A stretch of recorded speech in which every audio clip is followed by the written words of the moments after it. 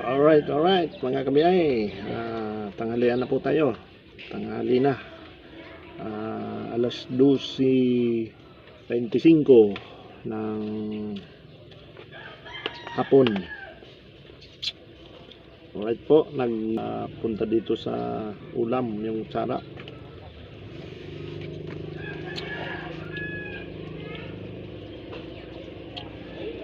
Yan.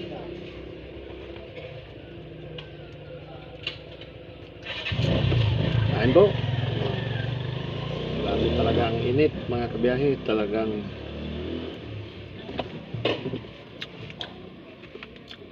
mga 46 degrees siguro ito.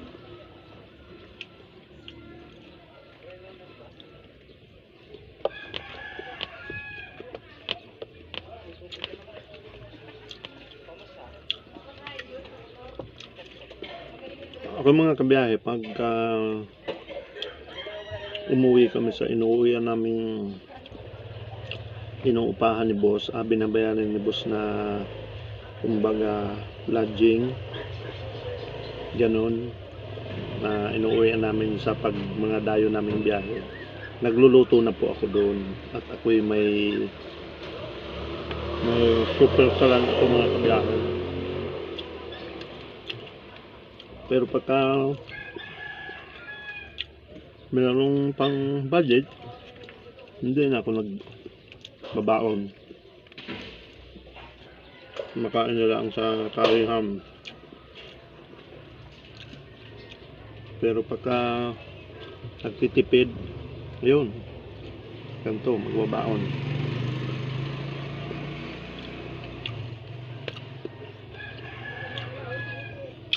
Maraming tipid kasi mga kabiyahe pag nagbaon din. Yung ibibili mo ng pang-ulam na minsan halagang 70, 80. Tapos may kanin dyan. Halimbawa, kung medyo malakas kumain, tulad sa akin at malaki, dalawang kanin. Pero pagka nagbaon ka, hindi ka nabibili ng kanin, sobra pa, hindi ka patipid.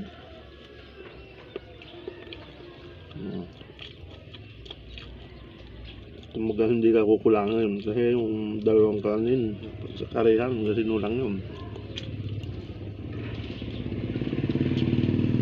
At dito, yun nga lang, talagang madaming kanin. Sa sobra naman ng init, hindi ka din naman gaganahan kumain ng masyado.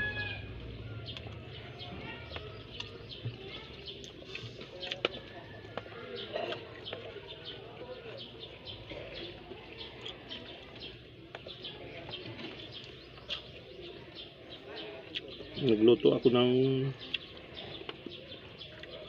kaunting tawag nito, higado mga kabiyahe. Siguro kalahating kilo, pang ilang ulam ko na yun.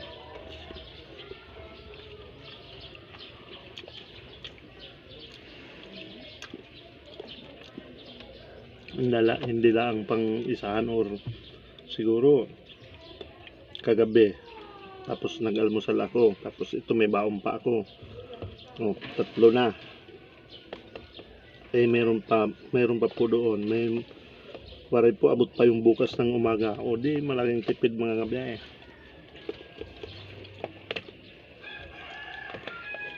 Ganun na lang po ang ginagawang sistema ng inyong kabiyahe.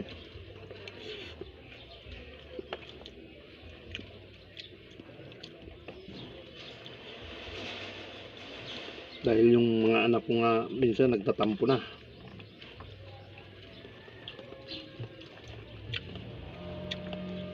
Talagang grabe, taas ng bilihin ngayon. May mga kaya hindi ako mga kabiyahe pa nakakapagkuhan doon sa aking mga anak kasi may mga pinatamaan po akong binayaran, katulad nung aking pagpapakasal nung aking anak. mga inutang kong kaya yun, siguro kako may unawaan na lang ako. So yun, shout out sa inyo mga anak ko dyan, shout out sa inyo Nonoy.